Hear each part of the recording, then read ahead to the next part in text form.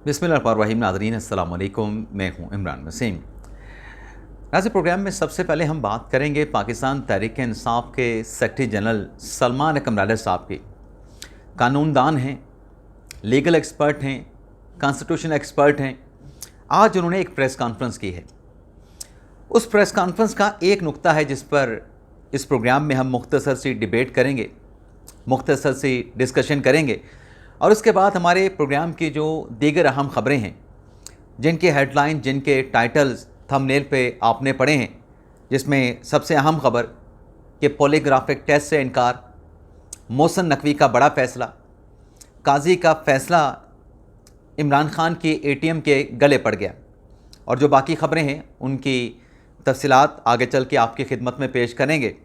लेकिन प्रोग्राम का आगाज़ करने से पहले आपसे दरख्वास्त करेंगे कि चैनल को सब्सक्राइब कर लें, बेल आइकॉन का बटन प्रेस करें, वीडियो पसंद आए तो इसे लाइक और शेयर ज़रूर कीजिएगा।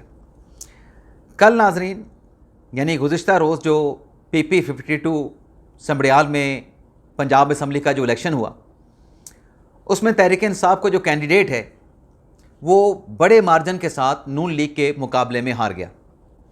यानी कोई 80,000 के करीब खातून नून लीग की कैंडिडेट ने वोट लिए और 40,000 के करीब पाकिस्तान तहरीक-ए-इंसाफ के जो आज़ाद कैंडिडेट थे उन्होंने वोट हासिल किए और पीपल्स पार्टी कहीं नज़र नहीं आई। अब इस इलेक्शन रिज़ल्ट के बाद आज जो प्रेस कॉन्फ्रेंस सलमान अकरम लाडर साहब ने की है उसमें उन्होंने धांधली का इल्ज़ाम लगाया है। अब ये जो धांधली वाला हमारे मुल्क में एक कल्चर बन चुका है कि हर इलेक्शन में हारने के बाद हमने धांधली की गर्दान करनी है। कुछ चीज़ें अपेरेंट भी होती हैं और कुछ हम, बल्कि ज़्यादातर हम अपना रोना धोना जो है वो धांधली के इल्ज़ाम में शामिल कर देते हैं। अब ये जो समड़ियाल का सूबाई जो हलका है जिसमें सलमान अकरम लाडर साहब धांधली की बात कर रहे हैं, क्या ये हलका कभी नून लीग का था? क्या ये हलका कभी तहरीक-ए-इंसाफ का था? किसका हलका था? ये हलका हमेशा से नून लीग का गढ़ रहा है। आखिरी इलेक्शन भी नून लीग के कैंडिडेट जीते थे। उनकी वफ़ात के बाद, उनकी दुनिया से पर्दा फरमाने के बाद उनकी बेटी इलेक्शन लड़ रही थी। तो इन हालात में तो सेंटिमेंटल वोट भी उसी मरहूम का जो पीछे कैंडिडेट होता है, जो रिलेटिव होता है, इमोशनल वोट, सेंटिमेंटल वोट भी उसको पड़ता है। तो मेरे ख्याल से अगर आगे बढ़ना है और असूलों की बात की जाती है, जमहूरियत की बात की जाती है, तो फिर ये रविश भी हमको तर्क करना होगी। ये हलका जो है वो नून लीग का गढ़ रहा है और आज भी नून लीग का गढ़ है। और अब ऐसा लगता भी है कि शायद अवाम जो है वो नफ़रत, मार धाड़ की जो सियासत है उससे तंग आ चुके हैं। दूसरी खबर नाजरीन, इमरान खान साहब के जो ATM हैं, काजी का फ़ैसला उनके गले पड़ गया। ख़बर नाज़रीन ये है कि 12 जून को यानी ईद कुर्बान के बाद मलिक रियाज हुसैन की वो प्रॉपर्टी जो कि रहन रखी गई थी, गिरवी रखी गई थी, किस मद में रखी गई थी? जो 460 अरब सुप्रीम कोर्ट को अदा करने थे मलिक रियाज की अपनी यकीन दहानी, अपनी डील के मुताबिक। अब वो डील हो गई 460 अरब की और 6-7 माह के अंदर ही मलिक रियाज साहब डिफ़ॉल्ट कर गए। मलिक रियाज हुसैन बहरिया टाउन ने जो इंस्टॉलमेंट थी 2.5 अरब पर मंथ की, उसको रोक लिया, उसकी पेमेंट नहीं की जा रही थी, डिफ़ॉल्ट कर गए और 2020 से लेके 2023 तक किसी ने पूछा तक नहीं कि मलिक साहब आप डिफ़ॉल्ट कर चुके हैं। और डिफ़ॉल्ट में ये लिखा है कि ये जो फिर फ़ैसला है ये भी ख़त्म होगा, आपकी गिरफ़्तारी भी होगी और आपकी जो रहन में रखी जो प्रॉपर्टीज़ हैं, जिसमें अरीना जो कि वो सिनेमा जिसको हम बोलते हैं वो था, सफारी पार्क था और रुबेश मार्की थी, गोल्फ कोर्स था और गार्डन सिटी था और भी बहरिया टाउन के वो तमाम दफ्तर, तमाम इमलाक जो कि बहरिया टाउन की इमलाक थी, बहरिया टाउन की मलकियत थी, वो सुप्रीम कोर्ट में रहन रखी गई थी। सुप्रीम कोर्ट क्या, एक्चुअली तो वो नैब में रहन रखी गई थी। अब जब काजी साहब आए, उन्होंने ये केस जब देखा कि ये तो 460 अरब अदा करने थे, ये तो चंद अरब अदा करने के बाद मलिक रियाज हुसैन बहरिया टाउन जो है पेमेंट ही नहीं कर रहा, यकीन दहानी भी इनकी और पेमेंट भी इनकी तरफ से नहीं आ रही। तो काजी साहब ने सिर्फ इतना कहा कि जो शेख अजमत सईद साहब फैसला दे चुके हैं, जिसमें लिखा गया है कि तो अगर डिफ़ॉल्ट करेगा बहरिया टाउन मलिक रियाज हुसैन तो उसके कॉन्सिक्वेंस क्या होंगे, तो नैब मलिक रियाज बहरिया टाउन के खिलाफ जो कॉन्सिक्वेंस बनता है उसके मुताबिक कार्रवाई करे। अब वो कॉन्सिक्वेंस क्या थे जो शेख अजमत सईद साहब मरहूम ने अपनी जजमेंट में लिखे थे कि एक तो बहरिया टाउन मलिक रियाज हुसैन उनके खिलाफ रेफरेंस दायर होगा, रहन में रखी गई प्रॉपर्टी जो है वो जब्त होगी, गैर कानूनी अलॉटमेंट पे उनके खिलाफ कार्रवाई होगी। तो अब 12 जून को दिन 11 बजे वो प्रॉपर्टी बहरिया टाउन मलिक रियाज हुसैन की जो कि रहन रखी गई थी उसकी नीलामी का प्रोसेस शुरू होने जा रहा है। वो नीलाम की जाएंगी 11 बजे 12 जून को जो है इस प्रोसेस को जो है वो इनिशिएट किया जाएगा, यानी बोली का आगाज़ होगा। अगली खबर नाज़रीन, एक वीडियो सोशल मीडिया पे वायरल हो रही है कि एक कंपनी के CEO हैं सलमान फ़ारूकी साहब, वो एक मोटरसाइकिल का जो सवार है उस पर तशद्दुद कर रहे हैं। यानी एक गरीब बंदा है और उसकी बहन उस अमीर आदमी की, उस पैसे वाले आदमी की मिन्नत समाजत कर रही है, उसके हाथ जोड़ रही है, उससे हाथ जोड़ी है, उसके पाँव पड़ रही है कि मेरे भाई को छोड़ दे, गलती हो गई। लेकिन वो मारे जा रहा है, इंसल्ट किया जा रहा है, धमकियां दिया जा रहा है। तो ये वीडियो वायरल होने के बाद ये कहा जा रहा था कि ये इस किस्म के जो फ़िरौन हैं, हालांकि अल्लाह ताला जब आपको पैसा देता है तो आपके अंदर आजिज़ी आनी चाहिए, आपके अंदर लोगों का ख्याल आना चाहिए। लोग छोटे हैं बड़े हैं, लेकिन अल्लाह ताला ने आपको जिस नेमत से नवाजा है आपको उसका भरम रखना चाहिए, ताकि लोग ये ना कहें कि पैसा आया है तो फ़िरौन बन गया है, लेकिन वो फ़िरौन ही बना हुआ था, तो उसे गिरफ़्तार कर लिया गया है। एक वीडियो सोशल मीडिया पे चल रही है कि कराची के पुलिस स्टेशन में हवालात में उसको रखा गया है।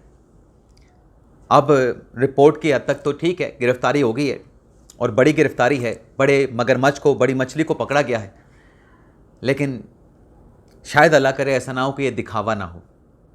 जुर्म इतना बड़ा नहीं है, मुल्ज़म की ज़मानत हो जाएगी, इतना बड़ा जुर्म नहीं है, ज़मानत हो जाएगी, लेकिन इस किस्म के जो वाक़यात होते हैं वो उससे लोगों को सबक सीखना चाहिए, आपे से बाहर नहीं होना चाहिए, फ़िरौन नहीं बन जाना चाहिए। अल्लाह ने पैसा दिया है तो ख़ुद को खुदा नहीं समझ बैठना चाहिए। अगली खबर पे नाज़रीन चलते हैं। खबर नाज़रीन ये है कि आज जैसा कि पिछले हफ्ते आपको हमने बताया था कि ATC अदालत लाहौर का जो ऑर्डर है उसके मुताबिक खान साहब के पॉलीग्राफिक टेस्ट, खान साहब के वॉइस मैचिंग टेस्ट और खान साहब के जो फ़ोटोग्रामेट्री टेस्ट है उनके इंतज़ामात अडयाला जेल में मुकम्मल हो चुके थे।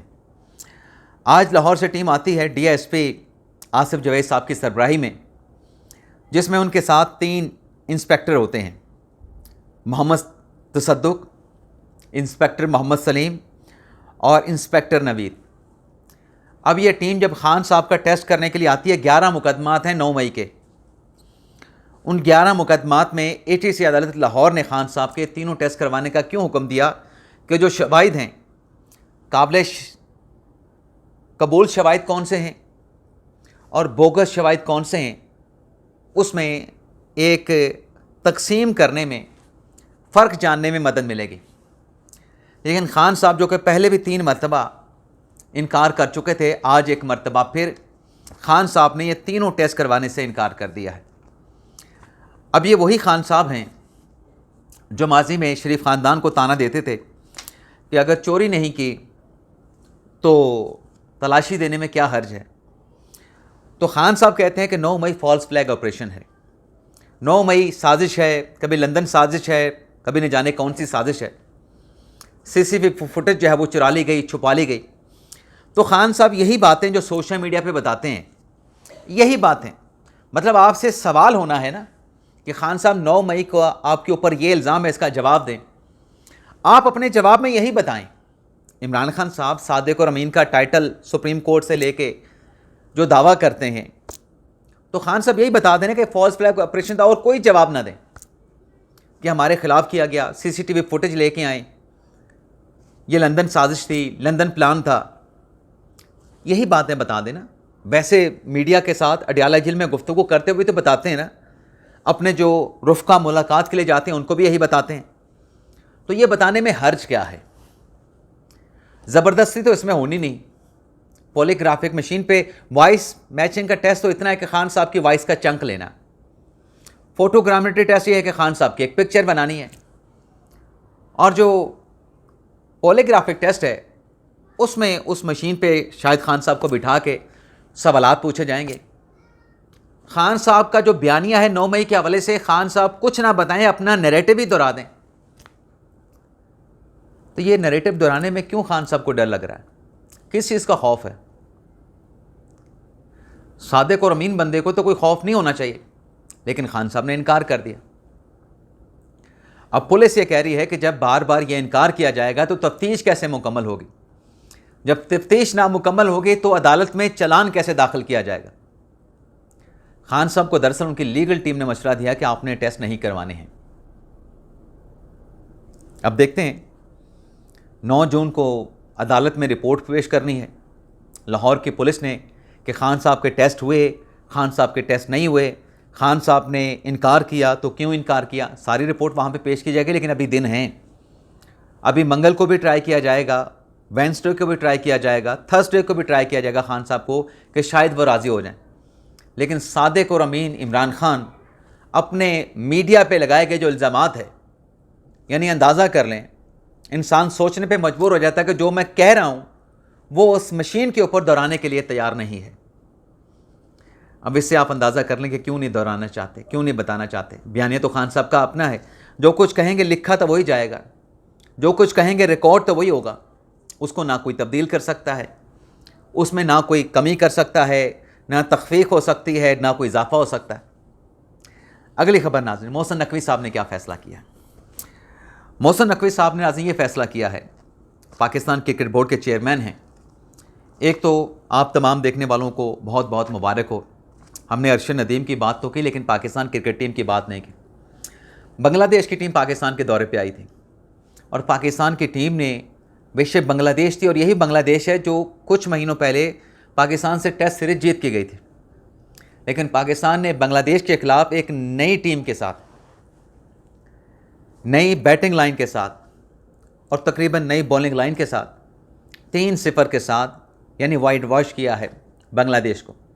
तो इस पे टीम को भी मुबारक हो और आपको भी मुबारक हो। लेकिन मोहसिन नकवी साहब ने बतौर पीसीबी चेयरमैन ये फ़ैसला किया है कि जो सीनियर्स प्लेयर हैं, जो इंटरनेशनल प्लेयर हैं, जो पाकिस्तान की नुमाइंदगी नेशनल टीम में करते हैं इंटरनेशनल सतह पे, उनके लिए डोमेस्टिक जो क्रिकेट है उसको लाजमी करार दे दिया है। और ये डोमेस्टिक क्रिकेट खेलना इंटरनेशनल प्लेयर के लिए इसलिए लाजमी करार दिया गया है ताकि जो नए प्लेयर्स हैं वो जब अपने इंटरनेशनल प्लेयर्स के साथ खेलेंगे तो उससे उनकी अपनी ग्रूमिंग होगी। और पाकिस्तान में जब डोमेस्टिक प्लेयर, क्योंकि ये रिवाज ख़त्म हो चुका है, माजी में बड़ा कंपटीशन डोमेस्टिक क्रिकेट में हुआ करता था, लेकिन अब तो वो रिवाज ही ख़त्म हो गया। मुझे याद है कि जो पीआई कप होता था, वसीम अकरम, मोइन खान पीआईए से खेलते थे, एजाज़ अहमद भी ग़ालिबन पीआईए से खेलते थे और बाकी जो प्लेयर थे वो दीगर डिपार्टमेंट से खेलते थे। हबीब बैंक की बड़ी अच्छी टीम हुआ करती थी, तो बड़ा तगड़ा मुकाबला होता था, बड़ा कंपटीशन होता था। तो वो क्रिकेट, वो डिपार्टमेंटल क्रिकेट बहाल होनी चाहिए। तो मोहसिन नकवी साहब का आइडिया ये है कि इससे जो बैकअप है, खिलाड़ियों का बैकअप तैयार होगा। बाकी इमरान खान साहब के लिए जहाँ बुरी खबरें हैं, वहाँ पे अच्छी खबर ये है कि मरियम नवाज़ साहबा ने एक फ़ैसला किया है, और वो फ़ैसला ये है कि बकर ईद के दौरान, ईद के पहले और दूसरे रोज़ जो जेलों में कैदी हैं वो अपने रिश्तेदारों के साथ मुलाकात कर पाएंगे। सुबह 5 बजे से लेके 9 बजे तक ये मुलाकात होगी। और इसमें ज़ाहिर सी बात है कि बानी तहरीक इंसाफ इमरान खान साहब भी कैदी हैं अडयाला जेल के। पीटीआई ख़ुद कहती है कि कैदी नंबर 804। तो मरियम नवाज़ के इस फैसले से इमरान खान साहब के लिए एक अच्छा इशारा है, पॉजिटिव इशारा है कि खान साहब भी ईद के पहले या दूसरे रोज़ जब भी उनके रुफ़का जाएंगे, करीबी रिश्तेदार, उनके साथ मुलाकात हो जाएगी। वैसे तो कल मंगल का दिन है, कल भी खान साहब की मुलाकात होनी है, फिर जुमेरात के रोज़ भी खान साहब का मुलाकात का दिन है, और हफ्ते के दिन ईद कुर्बान आ रही है, तो हफ्ते और इतवार को भी खान साहब के अपने करीबी रुफ़का के साथ ना सिर्फ मुलाकात हो जाएगी, बल्कि मरीम नवाज़ ने यह भी कहा है कि जो कैदी हैं, जेलों के जो कैदी हैं, उनके लिए ईद के दूसरे दिन कोई शानदार किस्म के डिनर का एहतमाम भी किया जाए, तमाम जो जेलें हैं उन तमाम जेलों में। तो ये नाज़रीन हमारा आज का आखिरी वीडियो लॉग, उम्मीद करते हैं कि आपको पसंद आया होगा। आपसे इजाज़त चाहते हैं। अल्लाह ताला हम सब का हामी नासिर हो। अपनी दुआओं में याद रखिएगा। अल्लाह हाफ़िज़।